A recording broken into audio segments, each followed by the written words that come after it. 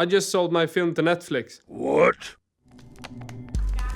For 10 years, I've been struggling to make films. I've tried to make stuff I believe in, but I'm always let down. Instead, I've decided to document my life and struggle to create. So how do you sell your film to Netflix? I just did it, or I don't know if I just did it. I did it in November. It's a long time ago and I haven't been able to talk about it. So you might remember this. It was in November that I was at IDFA in Amsterdam, the world's biggest documentary film festival. So The Pearl of Africa has been playing all around the world at film festivals.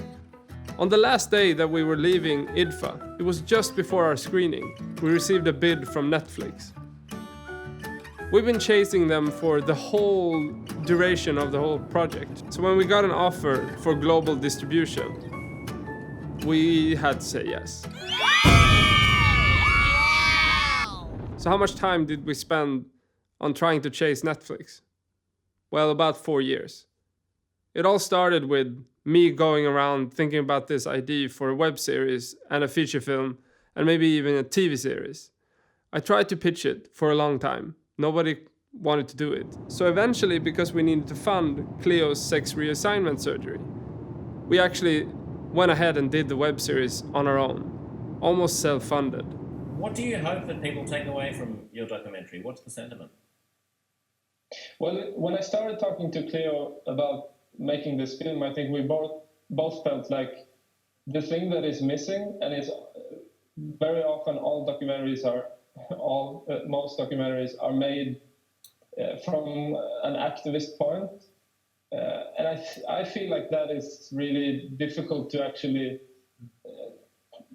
to touch the people that actually are the audience you want to touch. Lovely combination to a safe I thought no one could break. I realized I was wrong.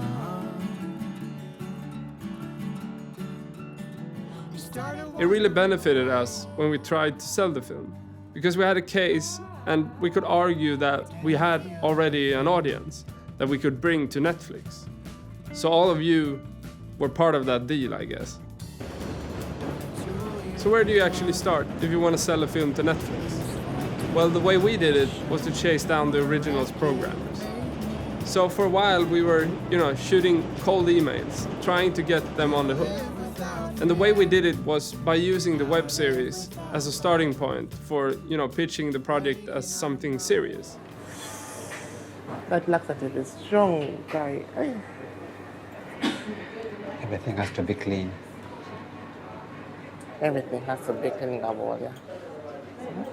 No, have to be strong for both of us.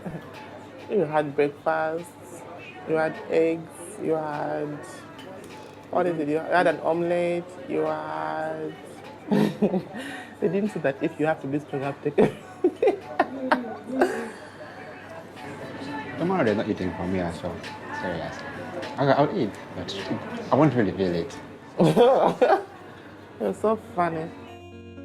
All I could read on the internet when I was starting to try to get a hold on Netflix was that they were impossible to get a hold of.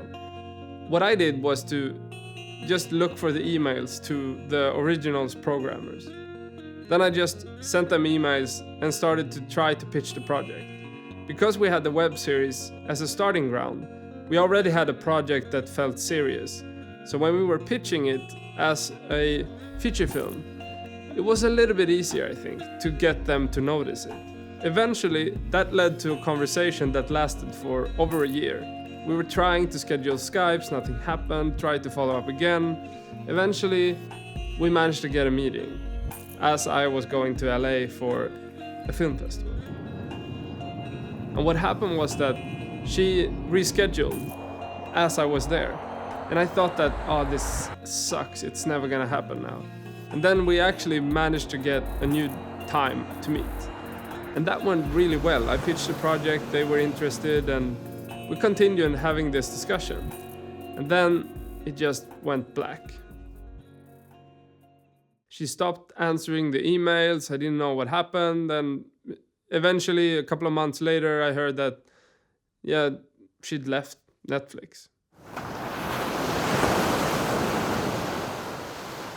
At that point, either you can kind of lay down and die or something like that, but we tried to hit up the other originals programmers. Nothing, super cold. So what we did was to hit up a lot of markets around the world. Toronto, I'm here. Oh, sorry. Just trying to get this shot. Yeah, I see that. Anything from hot dogs to Sheffield Duckfest to IDFA to Nordisk Panorama. A lot of markets where you pitch the film and where you can get access to all these commissioning editors and all that. But at these markets, Netflix is kind of a ghost. You can't really get a hold of them. They don't, announce that they're there to buy films or anything like that. There's just a bid coming through a phone call or something like that.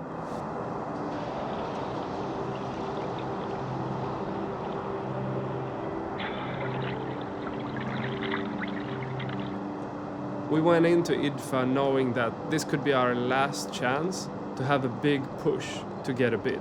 We knew that we had to get a review or something written about us in Variety, and we managed to get that Variety article, and we really pushed to get as much hype as we could in the short amount of time. We got onto the audience award list in the beginning, and then we got pushed out. So we were just leaving Amsterdam. When we had our bags in the hotel, we were just like going to the last Q&A. It's me talking by myself. Cleo and Nelson had to leave already. And then we get the phone call from the aggregator. And they just say like, oh, yeah, they just small talk. And then like, so Netflix. That was all we wanted with the film was to get it onto Netflix. It was the mission accomplished, success, end. The end. So finally the film is on Netflix. I'm super fucking happy. It's done. I hope that as much as possible people go and see it. And then I would love to have a Q&A here. So comment below if you want to hear more about like how the project was made. It's a perfect day for the road.